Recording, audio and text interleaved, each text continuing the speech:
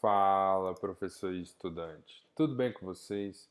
No nosso artigo dessa semana, vamos ver o seguinte: será que a privação do sono afeta as nossas funções cognitivas? Pois é, isso que a gente vai ver hoje.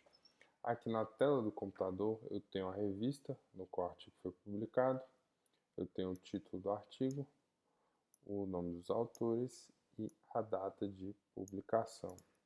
Para acessar esse artigo, o link vai estar na descrição do vídeo. Bora pro paper. Bom, aqui na introdução ele fala a respeito de insônia, tá?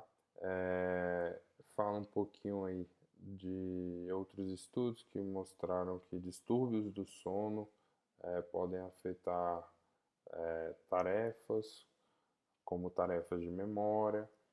Fala aqui da parte anatômica é, do nosso cérebro, tá bom? Depois ele entra mais especificamente no hipocampo, tá?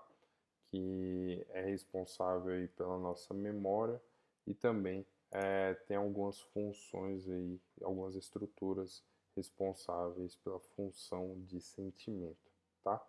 Ah, e aí, ele vai falando de outros estudos que foram feitos, ferramentas como ressonância magnética, por aí vai. Ele fala o seguinte: olha, tem um gap aqui é, que não foi abordado ainda. Então a gente quer entrar nessa área cinzenta aqui ou nesse gap, no seguinte sentido: não foram feitos estudos com polissonografia, ou tem poucos estudos que juntaram polissonografia com ressonância magnética e testes cognitivos, enfim.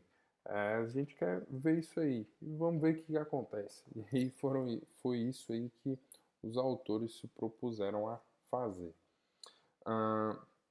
Então eles pegaram aí 40 pacientes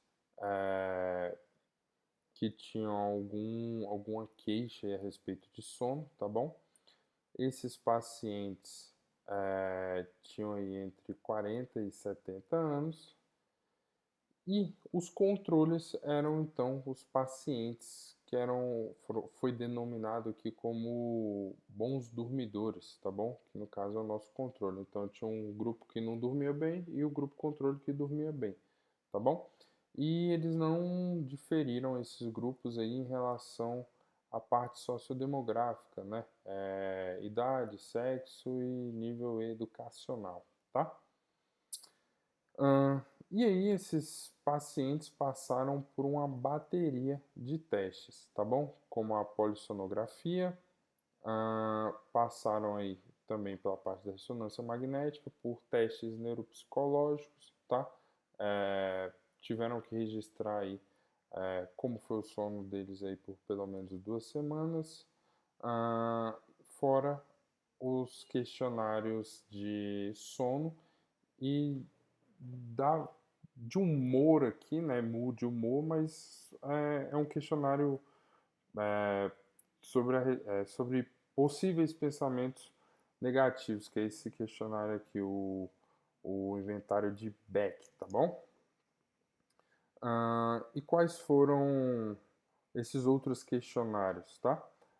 Foi o questionário aqui de Pittsburgh, tá? Para medir a qualidade do sono e um questionário de insônia aqui, tá? O ICE, tá? Esses questionários aqui, à medida que você vai pontuando mais, significa que sua situação tá ruim, tá? Ou seja, quanto maior a pontuação, pior, tá? E aqui, para quem quiser ver a parte da polissonografia, as baterias de testes aqui, como foi feito a ressonância magnética, tá tudo descrito aqui, tá bom? Só baixar o artigo e dar uma olhada. E eles coletaram todos esses dados, rodaram a análise estatística e tchan, tchan, tchan, tchan. Aqui na tabela 1 a gente já vê de bate-pronto aqui que os indivíduos controles pontuaram menos no questionário de depressão de Beck, tá bom? O Beck é igual aos outros de insônia. Quanto maior a pontuação, pior, tá bom? Ou seja, vamos ligar o sinal de alerta. Então, os pacientes com problema de sono pontuaram a mais no questionário relacionado à depressão, tá bom? O dobro aqui, né? Se a gente arredondar aqui para 10, é o dobro. E com relação aos questionários aqui de sono, ambos indicaram que realmente os indivíduos que tinham problema de sono realmente tinham problema de sono, tá bom? E aí, era quase que 5 vezes a mais, tá bom? Aqui nesse primeiro e aqui quase 10 vezes a mais, tá bom? Então a gente conseguiu ver que quem tinha problema de sono tinha uma maior pontuação na parte do questionário de depressão. Mas e aí foi visto também a parte da ressonância e a polissonografia, né? E o que eles acharam aqui? Que essas regiões aqui, ó, que estão coloridas, estavam atrofiadas nos indivíduos que eram mal dormidores, tá bom? Vou chamar de bons dormidores e mal dormidores, para ficar mais fácil.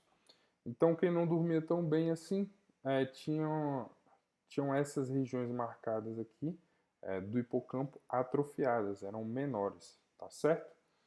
E com essas regiões do hipocampo atrofiadas, quando eles fizeram os testes neuropsicológicos, eles viram o seguinte, que dos 6 testes que eles executaram aqui, ó, 1, 2, 3, 4, 5, 6. Dos 6 testes, somente um não teve diferença significativa. Ou seja,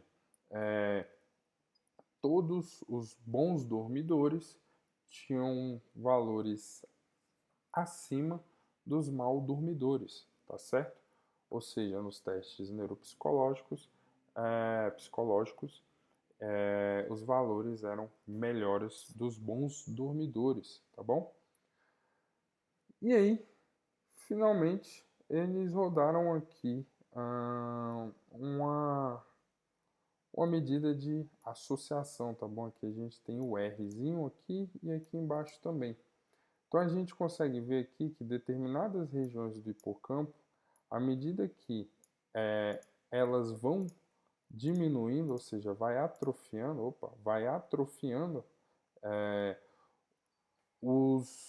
os valores dos questionários aqui vão aumentando, ou seja, fica um alerta aí, tá bom? Eles conseguiram ver essa associação. Ambas foram significativas aqui, tá bom? E dependendo aí da referência, essa aqui também pode ser considerada como moderada. Aqui é moderada, então associações significativas e moderadas e também inversas, tá? E aqui a gente também vê esse comportamento se repetindo, tá bom? Todos os valores significativos, inversos e com a classificação como moderado. Ou seja, à medida que essas regiões aqui vão diminuindo de volume, essas regiões do hipocampo vão diminuindo de volume, eu tenho uma diminuição em alguns testes neuropsicológicos, tá bom? Ou parâmetros neuropsicológicos.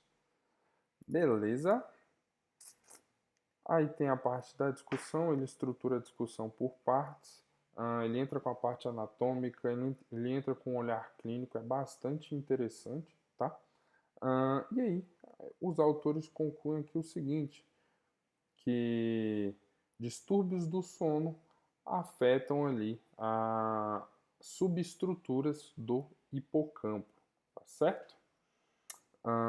E também existem as associações que eu mostrei para vocês com determinadas regiões do hipocampo e a avaliação neuropsicológica, tá certo? Agradecimentos, referências e o material suplementar aqui no finalzinho, mostrando as imagens do hipocampo, tá bom? Material suplementar. Show! Vamos lá para cima para a gente finalizar. Pois bem, então a gente viu nesse artigo que Pessoas que não dormem bem, elas têm determinadas regiões do hipocampo que são atrofiadas, tá? E elas têm disfunções em testes neuropsicológicos, ou seja, os scores delas são menores, tá certo? Então, quando falarem para você aquela máxima, trabalhe enquanto eles dormem, abra seu olho, tá certo? Porque provavelmente você terá grandes problemas no futuro, beleza? Valeu!